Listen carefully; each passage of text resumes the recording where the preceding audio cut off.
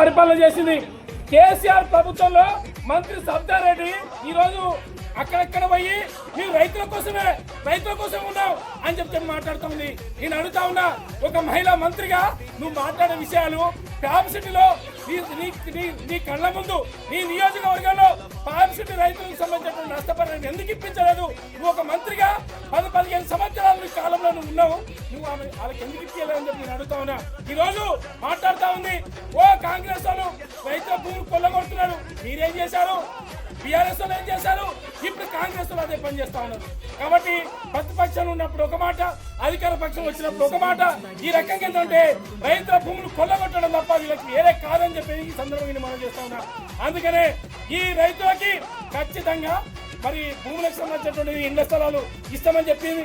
250 గజాలు ఇస్తామన్నది, 150 గజాలు ఇస్తున్నది, 180 గజాలు ఇస్తున్నది, రకరకాలుగా మూడు రకాలుగా ఇస్తున్నది అక్కడ ఉన్న రైతులకి. అంటే కౌలు రైతులకు ఒకటి, మరి అసైన్మెంట్ రైతులకు ఒకటి, పట్టా రైతులకు ఒకటి, ఆ రకంగా అనౌన్స్ చేసింది.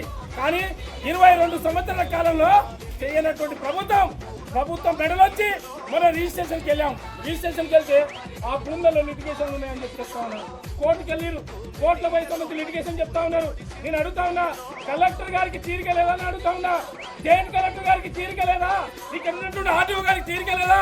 ఇక్కడ ఉన్నటువంటి ఎంఆర్ఓ గారికి తీరిక లేదా?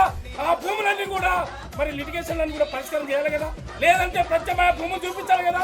ఆ భూములు చూపించి వాళ్ళకి ఇళ్ల స్థలాలకు సంబంధించి రిజిస్ట్రేషన్ చేయాలి కదా. నేను అడుగుతా ఉన్నా, మరి రోజు ముఖ్యమంత్రి వచ్చి రంగారెడ్డి జిల్లాలో ఈ ప్రాంతంలో పరిశ్రమలని నెలకొల్పుతున్నామని చెప్పి గొప్ప మాటలు చెప్తా ఉన్నాడే, ఎక్కడ ఆ భూమి ఎంత? ఇక్కడ ఉన్నటువంటి రైతులు సంవత్సరాల తరబడి తాతలు తండ్రులు వాళ్ళ పిల్లలు ఆ రకమైనటువంటి భూములని, ఆ రకంగా ఉంచుకున్నటువంటి భూములన్నీ కూడా కాజేసి ఈ రోజు మాత్రం ఈ పరిశ్రమలకు అప్పచెప్తున్నారు. రోజుతో ఇనాగ్రేషన్, పరిశ్రమలు వస్తున్నాయి, అభివృద్ధి చెందుతుంది, యువకులకి ఉద్యోగాలు వస్తున్నాయి, చదువుకున్నటువంటి వాళ్ళకి ఉద్యోగాలు కల్పిస్తామని ఈ రోజు రాష్ట్రమంతా దేశమంతా గగ్గోలు పెడుతున్నాడు ముఖ్యమంత్రి రేవంత్ రెడ్డి. నేను అడుగుతా ఉన్నా, రేవంత్ రెడ్డి గారు మీ కలెక్టర్ పంపించి మీకు పక్కకున్నటువంటి 2 కిలోమీటర్ల దూరంలో ఉన్నటువంటి ఫ్యామ్ సిటీని పరిశీలించు. 25 రోజుల నుంచి రైతులు పడిగాపులు కాస్తా ఉన్నారు. ఈ రోజు అన్నం తినకుండా, రాత్రి మగాలు నిద్రపోకుండా అక్కడ నిరాహార దీక్ష చేస్తా ఉన్నారు. పాములు గడిచినా, తేళ్లు గడిచినా, లేకపోతే ఎండ కొట్టినా, లేకపోతే ఇంకే రకమైనటువంటి ఇది వచ్చినా తక్కువ నిలబడే రకంగా ఆ ఫ్యామ్ సిటీ రైతులు ధర్నాలు చేస్తున్నారు. వెంటనే ప్రభుత్వం దిగి రావాలి. ఫ్యామ్ సిటీ రైతులకి ఖచ్చితంగా రిజిస్ట్రేషన్ చేయించాలి. ఒక ఆయన ఉన్నాడు ఎండి గారు శశాంక్ అని. ఆ శశాంక్ గారు ఐఏఎస్ గారు ఫ్యామ్ సిటీ రైతులు కనిపించట్లేదు. కానీ ఫ్యామ్ సిటీ రైతులు ఎక్కడ పని, కానీ ఇక్కడ ఉన్నటువంటి పరిశ్రమలకు మాత్రం భూములు కేటాయించేటువంటి పరిస్థితి వస్తూ ఉంది.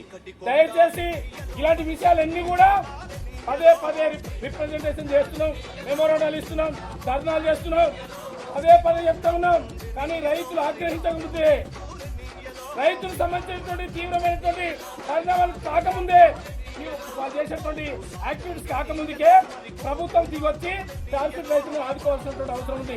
ఇక్కడ ఉన్నటువంటి ఇంటెలిజెన్స్ వాళ్ళు ఉన్నారు, ఇక్కడ ఉన్నటువంటి పోలీసు అధికారులు ఉన్నారు. అయ్యా అరే ఈసారి వదిలిపెట్టండి మా ముఖ్యమంత్రిని, మాకు రక్షణ కల్పించాలి. నేను అడుగుతున్నా, మాకు రక్షణ కల్పించాలని మేము కూడా కోరుకుంటాం. కానీ మన రైతుల పరిస్థితి ఏంటిది? ఎన్ని సంవత్సరాలు మీరు సంబంధించినటువంటి రైతుల బిడ్డలు గారా? రైతుల కడుపులో పుట్టలేదా? రైతుల సమస్యలు పరిష్కరించరా? రైతులకు సంబంధించినటువంటిది భూములు కోల్పోయి సంవత్సరాలు తరబడి అందులో రైతులు ఉన్నటువంటి వాళ్ళందరూ కూడా చనిపోయి వాళ్ళ పిల్లలకు సంబంధించినటువంటిది పడిగాపులు చేస్తున్నటువంటి పరిస్థితి ఉంది.